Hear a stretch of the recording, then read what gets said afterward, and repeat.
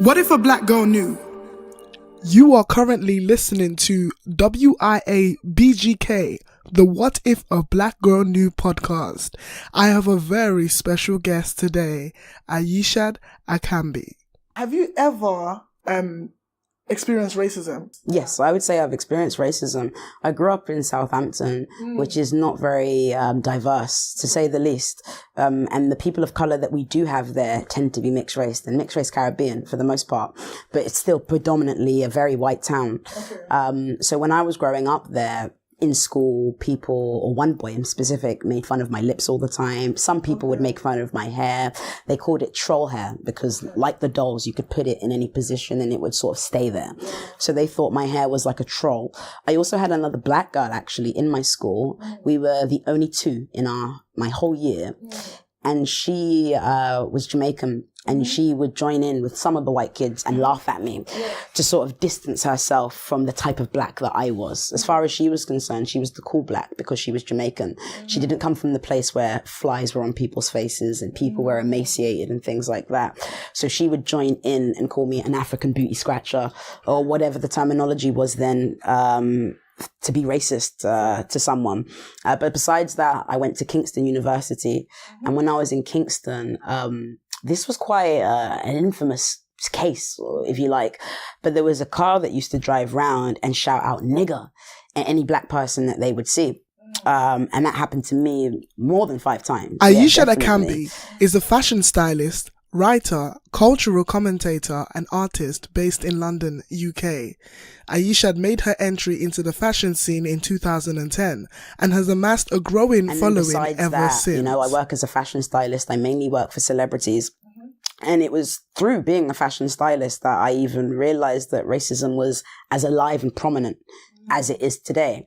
Although I had those early experiences, I never knew that racism was so alive and prominent until I became a fashion stylist, until I started having to shop in places like Louis Vuitton, Gucci, Prada, Ralph Lauren, Liberty, Selfridges, Harrods, and I would see the way that people would interact with me or not interact with me because they assumed that I wouldn't afford to be able to buy anything.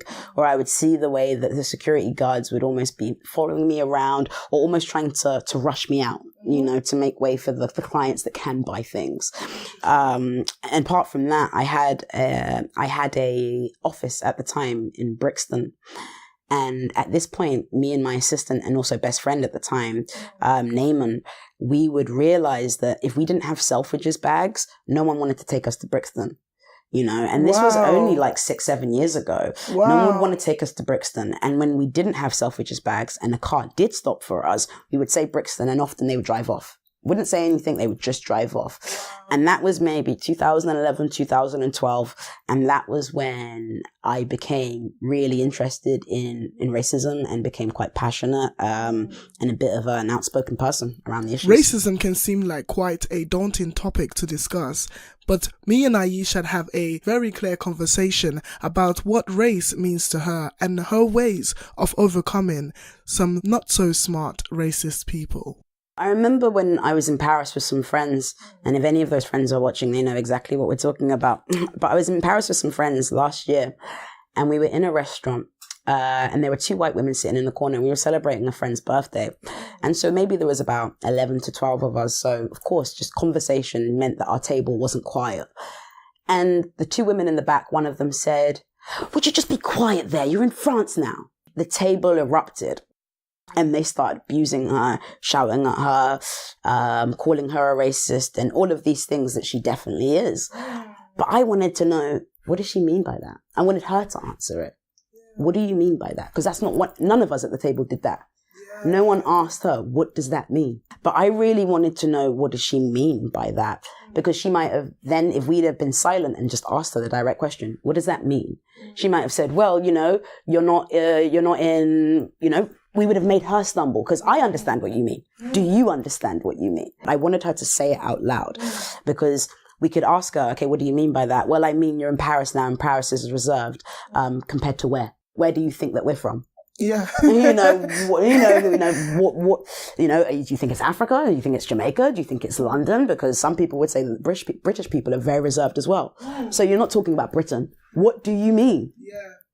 Right. You know what I mean? Until I would have never let it go. You could have kept it. You would keep on asking, keep going. What do you mean? Oh, well, you're behaving like you're in Africa. Yeah. And what does an African behave like? Racism could be such a difficult topic to tackle. However, me and Ayishat have very candid conversations about racism and what surrounds the thinking and mentality behind it.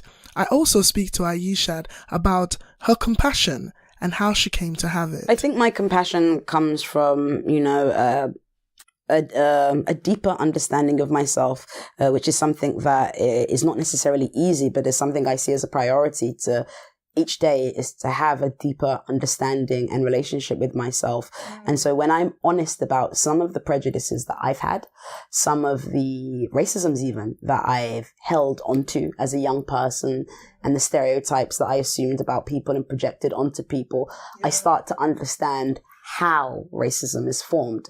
And that doesn't mean that someone could come in my face and start hurling racial abuse at me and I'm just going to be like, oh, well, Jesus loves you anyway. That's definitely not what's going to happen. But what happens maybe particularly is I know what questions to ask now. I know what questions to ask him to embarrass him.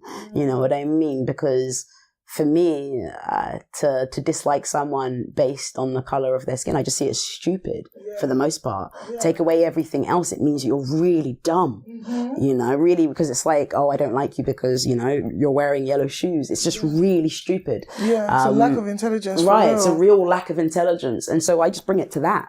Let's take away all the politics. It's just a real lack of intelligence that you're proud to boast of.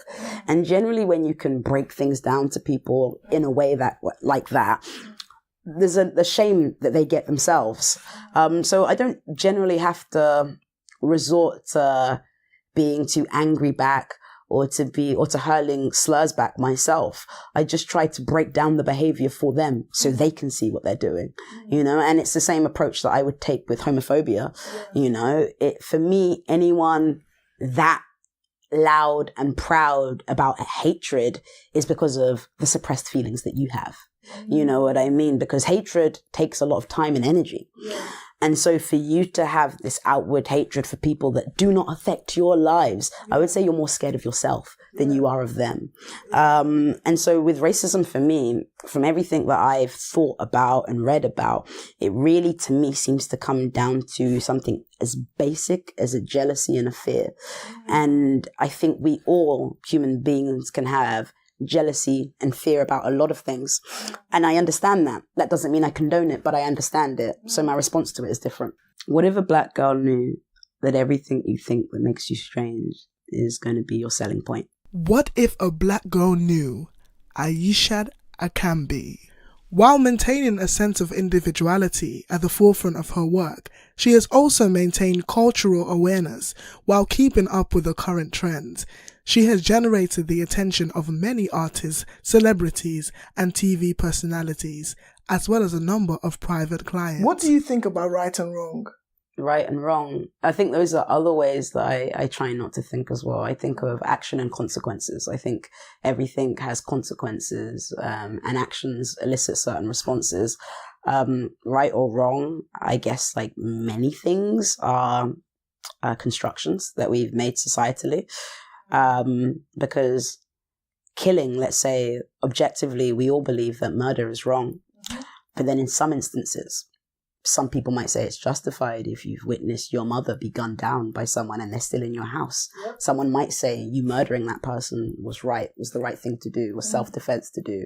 Or in capital punishment, in the sense that, people being sent to the electric chair or the lethal injection. Clearly, there's a big section of Americans who believe that murder is okay in that sense. So I'm right or wrong are very subjective things. They're not very objective. So again, I try not to think about right or wrong. I just try to think about why things are happening. Yeah.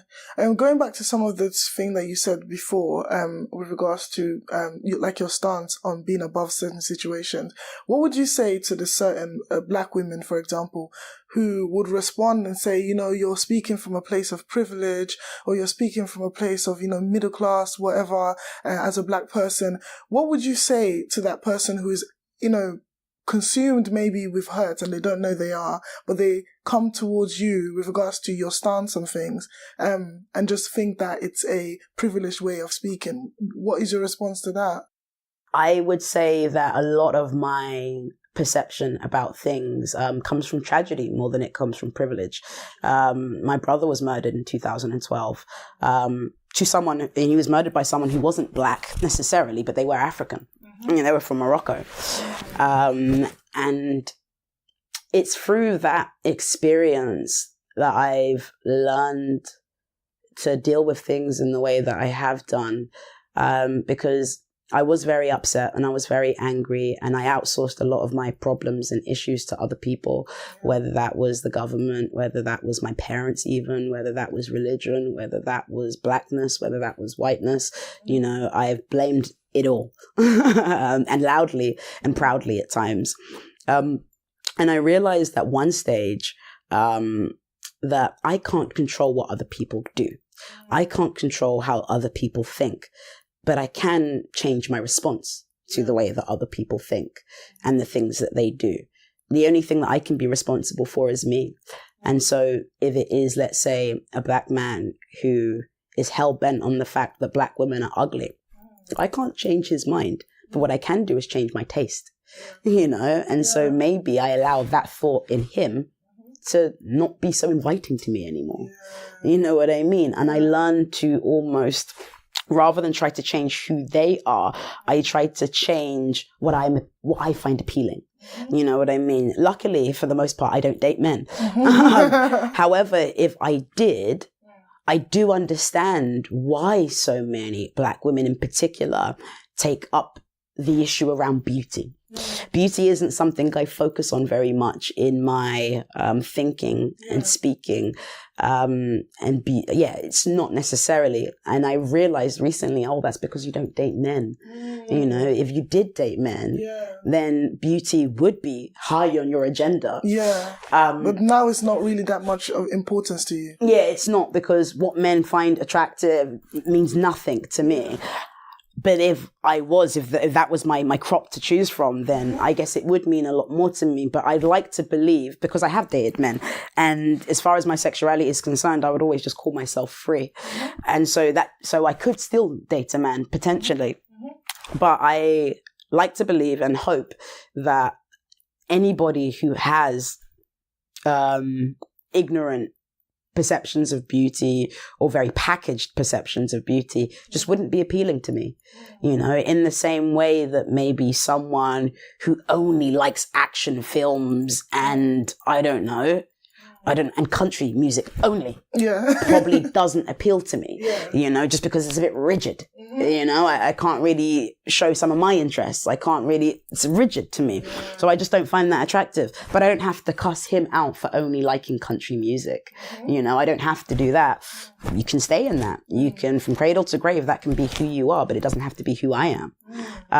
And so without directly saying it, I think I try to show myself and whoever I guess is watching that I'm not trying to remind black women of how much they're not wanted.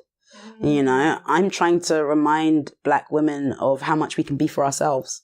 And it's much needed, because even when it comes to like self-confidence, I wanted to talk to you a bit about that, because you appear very self-confident for me, you know, like to people, like to myself, and I'm sure many other people look at you and go, that's a confident woman, right? And I wanted to know, like, what do you think are the fibers behind what makes you confident? Because Ayishat's tweets of inward reflection has often caught the eye of many and has given her an increasing following. What do you think is the thing that makes you confident? For me, I think confidence has come from understanding that a lot of us who appear to have it together don't.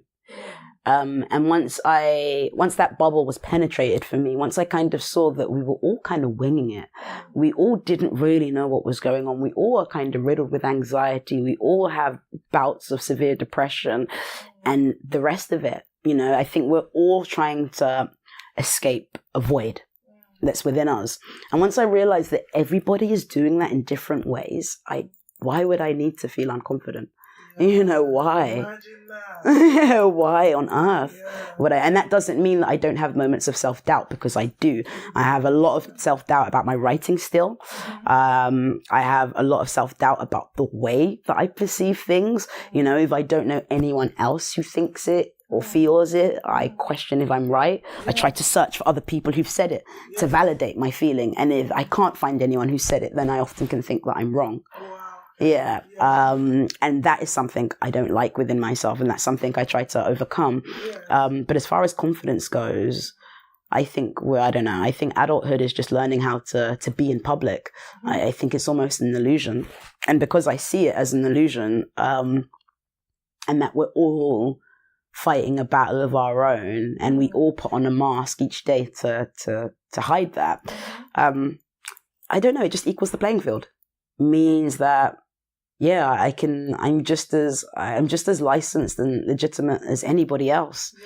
I always say to myself, inside I have or at least the audacity of a white straight male. Because why not? Why not, and because of certain things that identity doesn't have to take into consideration sometimes. It means that it just means that they can move in the world sometimes without feeling like, oh, what if this and what if that? Because no one's ever told them that this is going to stop that. Like we have been told since birth, that, you're black, so you have to do this more than that person. So from inception, that your life is going to be hard, whereas other people don't necessarily have that perception. And so, I don't know, for me, I try to, that audacity that some of those people have, I try to have it too. One thing I've noticed about you, I feel like I almost feel that you have high regard for yourself. And I feel like that is something that not everybody has, but especially black women, we need to have more of. That's why it's like people will see authenticity in you. And I feel like it's mostly because you really are after yourself. I want to talk about the coming out process, or you just coming into your freedom of being in your sexuality. For Ayishat, coming out as lesbian or queer or sexually free, as she likes to call it, was not so straightforward. She talks to me about her experience. I think I've always known that I've been attracted to women. I've always known that. I've never not known that since I was a child, but I definitely had shame around that.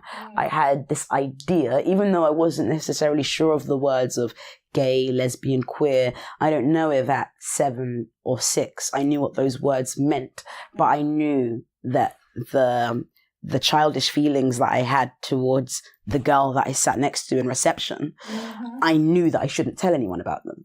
I don't know how I knew that, but I knew I wasn't supposed to say anything about that. And so it did give me a bit of shame when I was growing up, but I was able, because I was a child and you have so many other trivial things happening in your life to distract you. I didn't think about it very often, but anytime that I would see someone who presented in a way that we might consider a stereotypical lesbian, I noticed that I would stare at them a lot. I noticed that there was a fear around them. I noticed that I would be uncomfortable around those people, to the point of potentially maybe even harboring some form of strong disapproval. And I remember being maybe 13 once and saying, I don't know, I had maybe a hard day at school, whatever that means. And I remember thinking about my hard day at school and my friends, things that were going wrong. And then it passed my mind and I was like, when I'm gay. And I remember saying that to myself. I was 13. Coming out as queer, lesbian or gay could be something that is quite difficult, especially in the black community. But Ayishat explains to me how her experience unfolds. Yes, it was not a very straightforward experience, but so interesting. Listen here. I had a relationship while I was still living in Southampton with a girl in London. And these times it was house phone calls. Yeah, I think we could still call each other on house phones. Okay. So I remember sometimes I didn't always have credit. So sometimes I would either go to the payphone that was around the corner from my house, or I would speak to her on my house phone.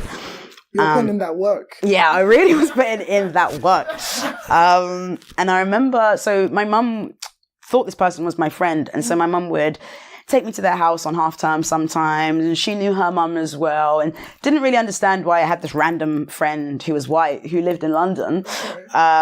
Or she was mixed race actually, but appeared white. My mum couldn't necessarily understand that, but she saw it as innocent and was probably happy to have the holidays to herself. But me and this girl kept talking on the phone all the time. My mum couldn't understand, like, how are you getting back from spending a week with her and you're on the phone to her on the way back home? You know, what does that mean? Yes. And so she began to get really suspicious. And so one day she bought another house phone, and she put it in her room. And I remember I was talking to Zoe. That was her name. I hope you're listening, Zoe. But I remember talking to Zoe, and I was like, yo, Zoe, my mom has a house phone in her room, and for some reason I really think she's listening. Because you remember that you could listen. You could listen to someone else's phone. Yeah, exactly right. And so I was like, I really think she's listening. And then Zoe was like, oh, don't be silly. Of course she's not. Like, oh, get over it. You're just so paranoid. And I was like, no, why would she have bought another house phone? I really think she is. And Zoe was trying to convince me to come to London and see her that weekend. And, you know, she convinced me that my mum wasn't listening. I nervously trusted her. And then she went into baby talk, you know, just sort of cute things that you do when you're in a relationship with someone. Everyone has like a baby voice that only gets exposed within their relationship. And so she must have been like, oh, so when are you coming to see me? And I was like, oh, I'm going to come this Saturday. And my mum on the other line was like, no, you will not. Wow.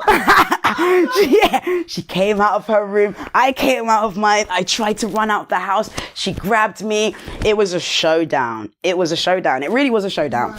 And I probably shouldn't say everything that happened in that showdown for my mother's privacy. But she was not happy at all. We were in the street at one point. She was trying to drag me back into the house. I was calling for help from passers-by. Wow. No one heard me. She dragged me back into the house. My mum is Muslim. I grew up in an Islamic faith. And she was crying and made me swear on the Quran that it would never happen again. I told her that it was a phase and that it was a joke, and surprise, she didn't believe me, but she did at least believe that I would never do it again. And I was happy selling her that dream, knowing that I couldn't live up to that, but I just wanted the drama of the day to subside. So that was kind of my coming out story. That's at least when she first had an inkling about it or knew that I had been intimate with the woman. But I told her, like I said, it was never going to happen again. It did happen again. Maybe 2 or 3 years later, me and my brother, the one who passed away sadly, we were having an argument one time. We were arguing about an ex-girlfriend that I had who was in the house. Maybe the day before, me and this ex-girlfriend had beef, and I asked my brother to intercept, and he did. He came in and was the big brother that I needed him to be. So the next day, in true lesbian fashion, when she's at my house and everything is normal, he didn't understand it. Yeah. He really didn't understand why this person was in the house. And I was like, well, because we've made up, obviously, duh. And he didn't get it. And he was like, well, no, she needs to get out of the house. And I went crazy. I was like, what do you mean she needs to get out of the house? And me and him started arguing and fighting. And we actually had a physical fight that transpired into my mum's bedroom. We messed the whole place up, threw perfume bottles around. My mum had a lock on her door. He locked us in to the fight. My ex was on the outside and everything was going crazy. It was a real showdown. I ended up running out the house and leaving, and I left my phone. So by the time I'd got to my ex's house, my mum had gone through my phone, seen all of these text messages between me and my then girlfriend at the time. She called me and she was like, Ayisha, I know what you are. What you are? What you are. I'll never ever forget it. I know what you are. Don't ever come back to this house. And some more. And that was that. So that was the time that she knew definitely. This is definitely it. This is real. I wasn't allowed to come back to that house for about 3 weeks. She eventually did come and see me. Again, cried. I think again, I wanted to pacify her. So I told her, yeah, I'll work on this. It doesn't have to be my life. You know, I won't act on this anymore. It's just dumb, young stuff. Of course, that never happened. I went to university, moved out of Southampton, was living by myself, had lots of relationships with women. I hid from my mum. And I don't know how we got to the point that we're in now, where she's fully accepting of it, to the point where I could talk to my mum about lesbian sex and she would give me advice, you know, and this is my Nigerian Muslim mother. You know, I've had instances in my relationship now where things have gone wrong.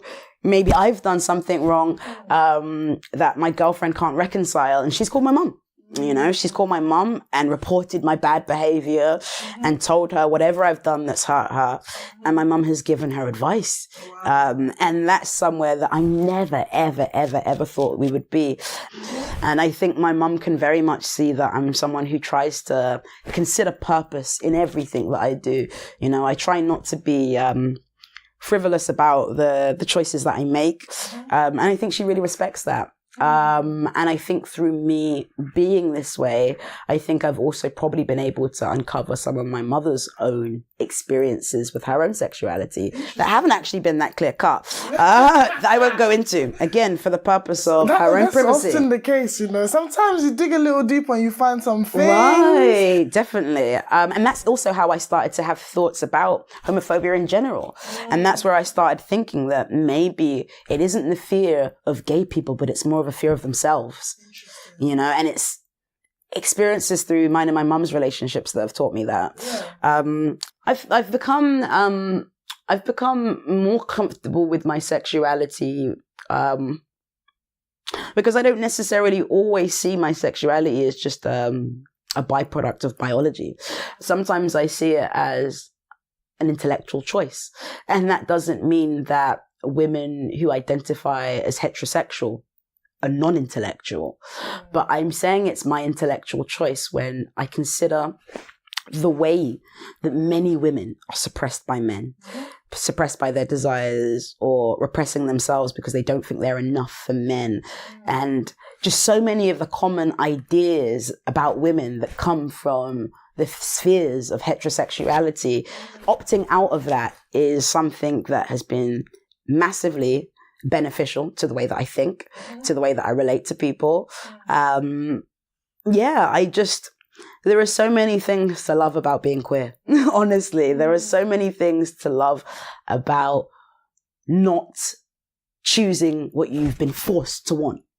You know, and I think once I started becoming more aware of lesbian and gay thinkers and writers, from James Baldwin, Audre Lorde, it set me free. It really, really set me free. And there is, for me, there's a real pride in being on the queer spectrum of whatever kind, because it's everything the world in many ways tells you not to be, you know, and it's something that is so natural to us, and not only and we can't only just see that in history in terms of whether it was the Romans, the Greeks, you know, we can also see that in the animal kingdom, you know what I mean? It exists in so many parts of life that completely legitimize it.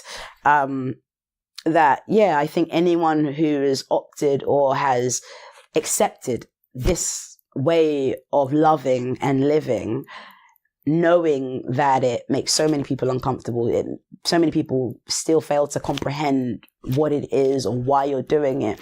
I don't know, I just see it as an act of bravery that I'm really happy to be a part of.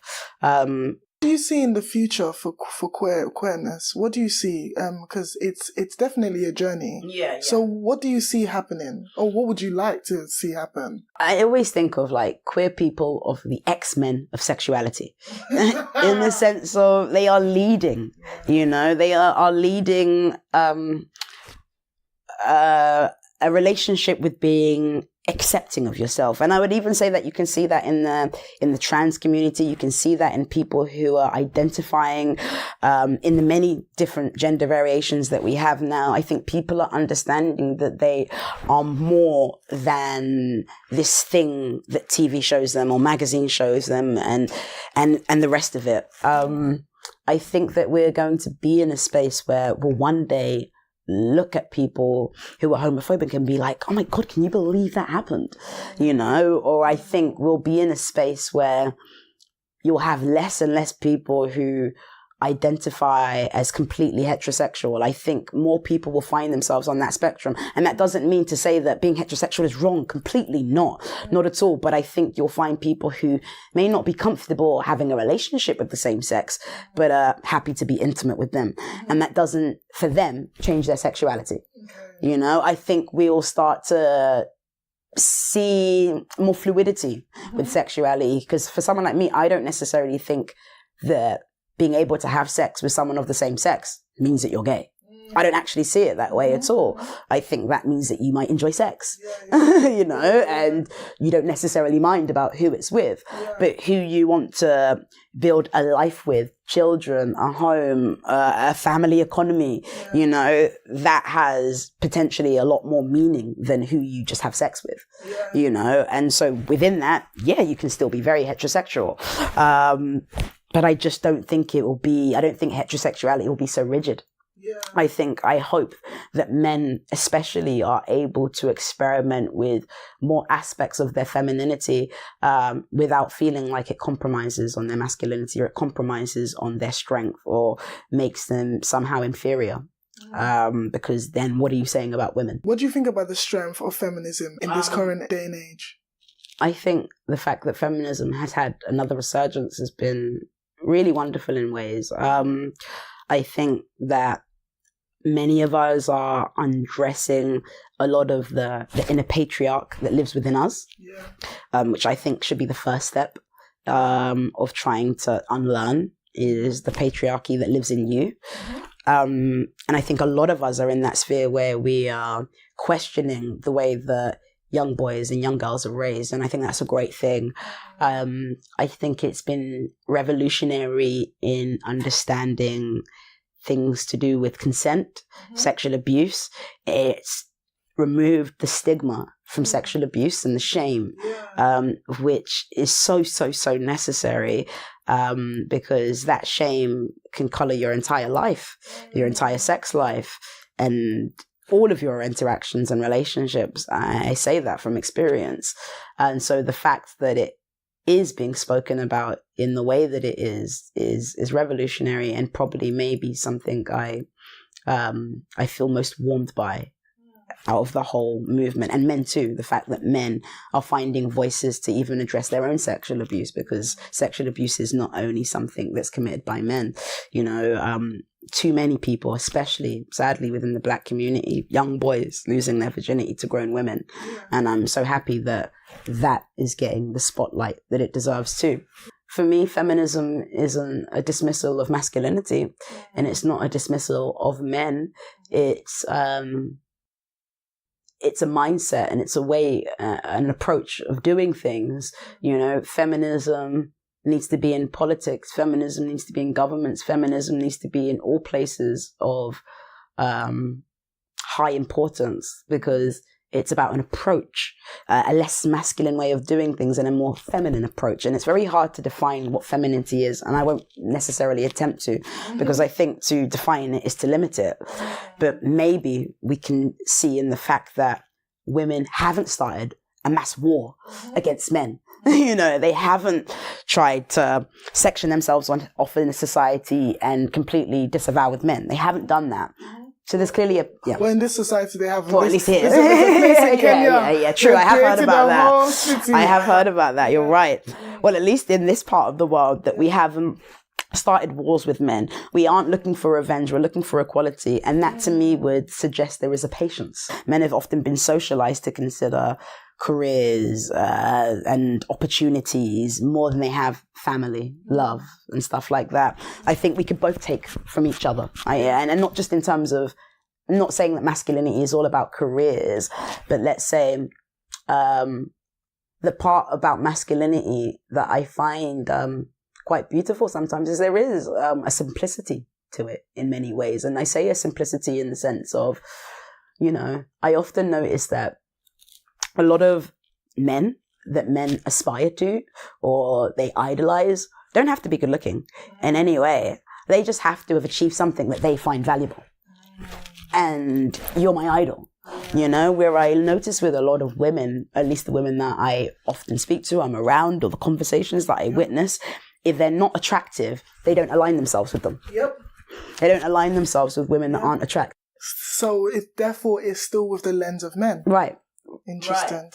You know, and so there are many things. The thing is, feminism, this third wave, or some would call it a fourth wave, this feminism has elements to it that are tricky. For me, I would say, and I wouldn't say every aspect of mainstream feminism right now is something that I resonate with. I do think there are elements where it could be a rebranding of patriarchy. And I think we're only going to really start to know that is if we make our feminism more inward as opposed to outward, and who's performing femininity right or feminism right and who's not doing feminism right, and this is feminism, this is not feminism. How about just going here, you know, and really working out why you put that on, really working out like if this is for you or this is something that's learned behavior. You know, these are really hard questions, I think, to ask ourselves, and I won't even name the questions because in today's climate, they bring up so much controversy. But yeah, there are elements of feminism, of mainstream feminism, that I think are really great. And there are elements that I think are really damaging. What if a black girl knew herself first? Once you have an understanding of yourself, it's so much easier to see other people and to connect with other people. Okay, well, Ayisha, I wanted to ask you, what brings you joy? When it comes to the knowledge of self, I asked Ayishat about her own internal fears and enjoyments that she might encounter herself, and she shares some of them with me so kindly. Like overwhelming joy. And I want to know, what brings you the most joy? Joy for me is children. I really love children. I really think children are great and special. And the smile or frown of any child, to be fair, really brings me a sense of joy. Today I was on the train on the way here and I saw an older man with his head on a younger man. It could have been his son, nephew, grandson. I don't know, or maybe they were friends, but I'm not used to seeing men be comfortable. They appeared to be straight, let's say straight passing, should we say. So, but I'm not used to seeing that. And I think whenever I see people being delicate with each other without romantic intimacy attached to it, I find that to make me feel a lot of joy. Yeah, when people are loving to each other without an agenda. That brings me a lot of joy, especially without a sexual agenda. That brings me a lot of joy. Connecting with people brings me a lot of joy, like being able to truly have conversations and connect and resonate with each other and learn something about each other really brings me joy. Reading really brings me a lot of joy. I often call that, you know, it's your cultural passport, you know, and a way of being able to live many lives in this one life is to read. And so I'll always stress the importance of reading and also in learning just how to be still within yourself. What else brings me joy? Joy is also in the fact that, you know, as crazy as this world is, like, I'm alive, you're alive, and we're here and we're talking about that. And this exists, we are real, but we don't know why. No one has an answer for that. Like, if I could focus on those thoughts for long enough, and I will always cry, because that's just so beautiful to me, and that's just so profound. And if we weren't as distracted as we are, I think we'd all consider the fact that they're one day going to die, every single one of us, and we should just be hugging each other. And we should just never want to let each other go. You know, we should be terrified but also grateful at the fact that we all get to be here in this space right now, because it's not forever. And that to me brings me a lot of joy. What if a black girl knew? Back to Black, retelling black radicalism. You have been listening to WIABGK, the What If a Black Girl Knew podcast. I discussed with Ayishat matters on race, sexuality, feminism, and other very interesting aspects of our life. In this conversation, I have gained so much insight, and I hope so have you. What if a black girl knew? Ayishat Akanbi. What if a black girl knew that she would be desired by others only if she desired herself? That beauty is not a shade but a mindset, and the best indicator of it is self-confidence. As I talk some sense, insert here confidence.